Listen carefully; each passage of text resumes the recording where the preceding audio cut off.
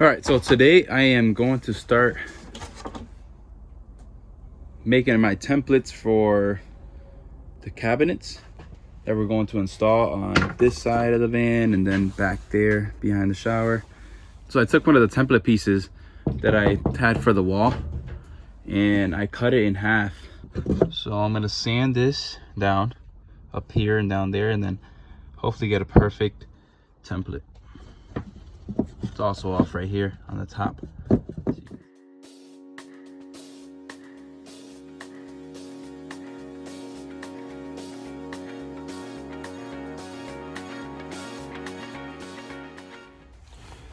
Okay, so I want my cabinets to be at 14 inches in depth and 15 inches long. This is just a template. I believe it's 18 inches long and it was 15 inches in depth. This going this way. So when I first marked my measurement from wall to the edge of the cabinet, I measured it right here. And as you already know, the Sprinter vans obviously curve up. So when I grabbed my measurement the first time, like I said, I wanted it at 14 inches. So I would have cut myself about a ½ inch short if I would have took my measurement right here. But luckily I didn't cut the piece or the template, and I went right back up here where the 15-inch mark is from the top, or from here, from this point to this point is 15 inches. That's gonna be this is gonna be the bottom of my cabinet. So I came here at this point and I marked my measurement at 14, which that's where I want my cabinets to come out 14 inches. So yeah, just a reminder, grab your measurement from here first. So put your tape here and mark where you want your cabinets to be, the height of your cabinet, and then grab the other measurement from the wall to this point, wherever you want it to come out. So I'm picking up some 3/4 birch, and this stuff is expensive. The ½ inch is $50, 3/4 is almost $60. And I think the 1/4 inch is $31.12. All right, as you can see, I need 2 of these. This is for the shorter cabinet, and then I already traced it out. So I'm gonna cut this out, and then I'm gonna cut out the second one.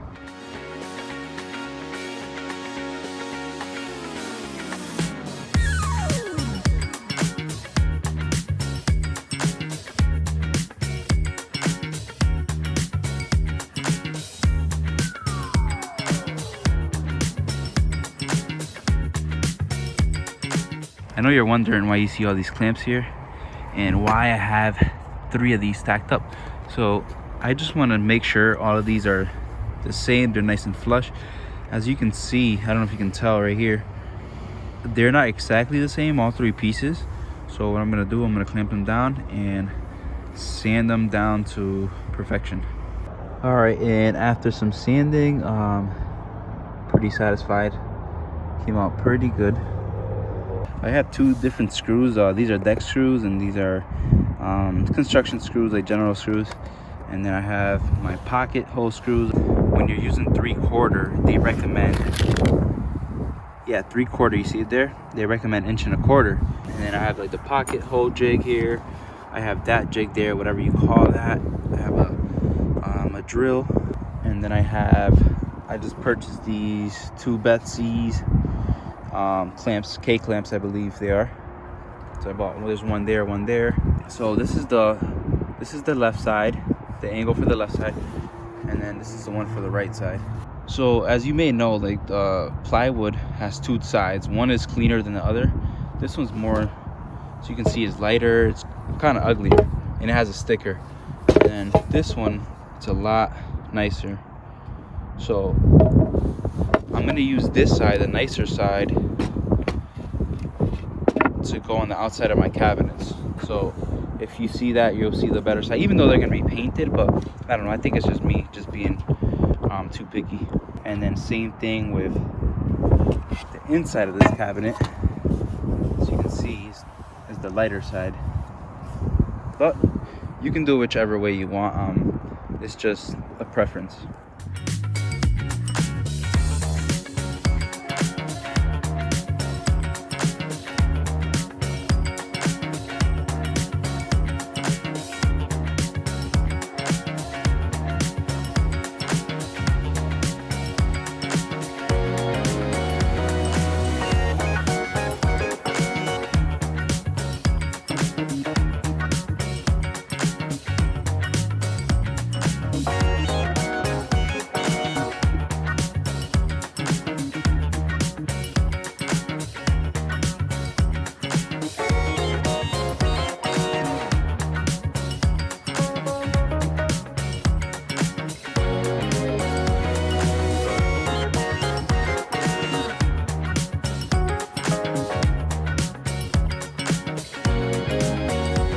All right, so now that it's glued and screwed in on the sides, so I ended up doing 3 screws. I think that's good enough, and then plus the glue just for that extra security. And then now this piece right here is a 3. I ended up cutting a 3-inch piece for when I go and screw the cabinets to the studs in the van. And I'm gonna do the same thing. I'm gonna screw it into right here on the side.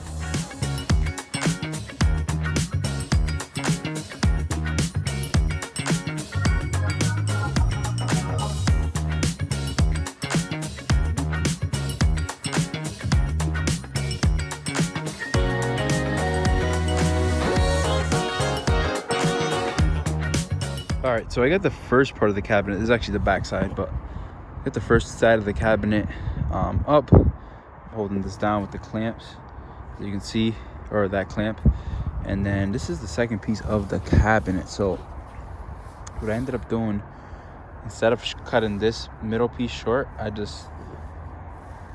ended up leaving it the same length, and then I ended up cutting this board to go across here. So this side is going right here, and it's gonna be a long cabinet. So I'm gonna do some pocket holes right here. Probably gonna do 3 or 4, and then for this piece I'm just gonna use screws like I've been doing with the rest of the cabinets. If you're using this same pocket hole jig, just make sure you're using the right inches here. So I'm going to 3/4, so 3/4 plywood. So I have this in 3/4. If you want to move it, you can just simply move it like this. If I can do it with one hand, there you go. Then move it back up to 1.5 inches. So yeah, 3/4.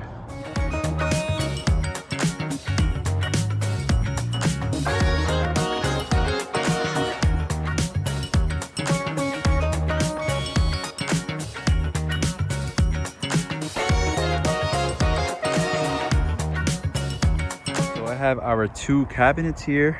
This is the shorter one, and then the longer one is in the back here.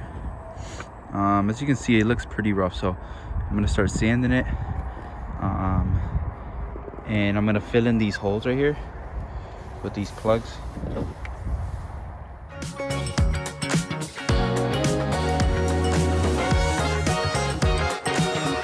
All right, so I'm gonna use this Bondo wood filler. Some people have mixed reviews. A little concerned, but it shows the directions here. I have to mix it with this cream.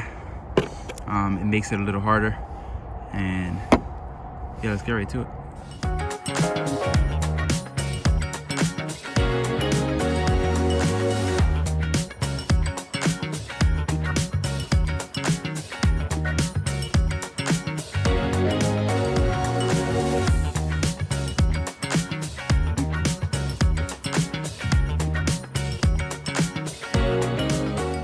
All right, so this is after sanding it. This one came out pretty good, the center one. This one had a little piece missing, and then this one right here on the left hand side has also a piece missing, but the bottom ones came out pretty good. I don't think I'm gonna have to retouch those, but I'm just gonna take a little bit more of this wood filler and fill these gaps in, because I believe they're gonna show. And then this right here, I don't know what happened there, but I'm not too worried about that.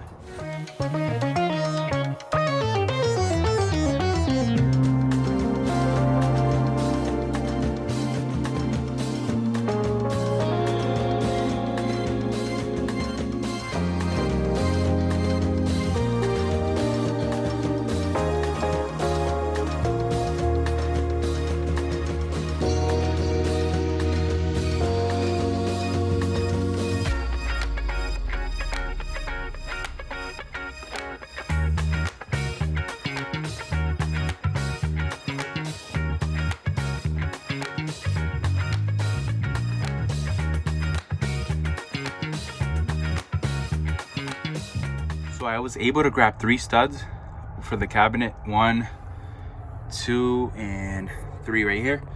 I just noticed this stud right here, it's about 1/2 inch out. So I don't have a screw in right now, but I will be able to get one in. I was also able to get some on the top of the cabinet with the studs that go across. For the cabinets with this space up here, I'm going to use extra tongue and groove that was left over to cover the back of this. So I got the face frame on this cabinet and this back cabinet too. I measured horizontal and then I measured vertical. First I took my measurements horizontal, my 2 measurements up top and the bottom, and then in between I deducted 4 inches, because these are 2 inches. The face frame is 2 inches. So I deducted 4 inches, and I think that was 8 inches or 9. Same thing on that. And then I was able to pocket hold them in the back. Let's see if you can see it.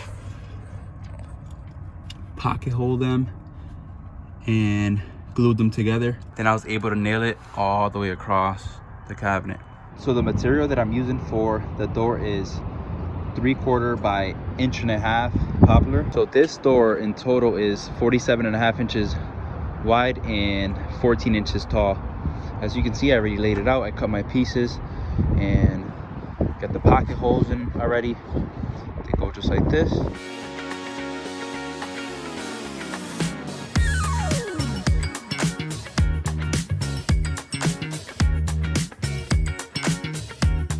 Now that I finished sanding both sides, including the outside, the inside, just the whole thing, because the whole thing is gonna get painted, now it's time to fill in these holes with these plugs right here. And the reason why I'm plugging these in is because I want to paint the backside as well. Now I sanded the doors down, and now it's time to pre-primer this one. I'm gonna start doing this one now.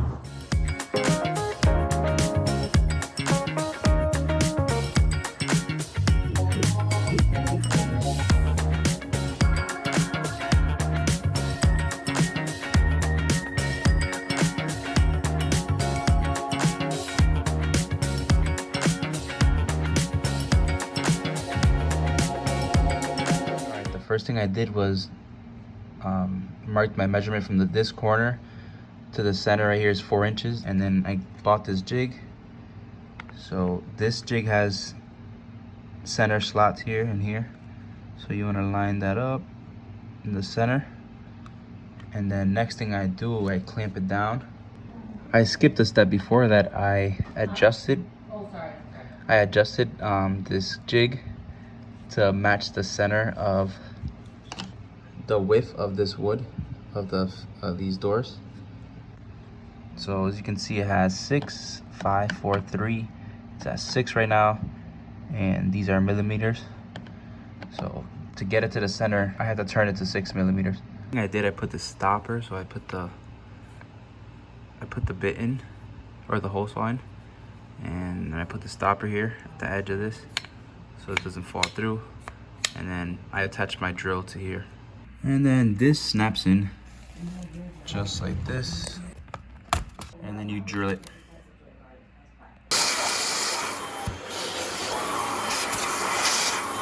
Then it has these 2 holes here, and I grab a 16th drill bit, to pre-tap it. Whoa, I broke it.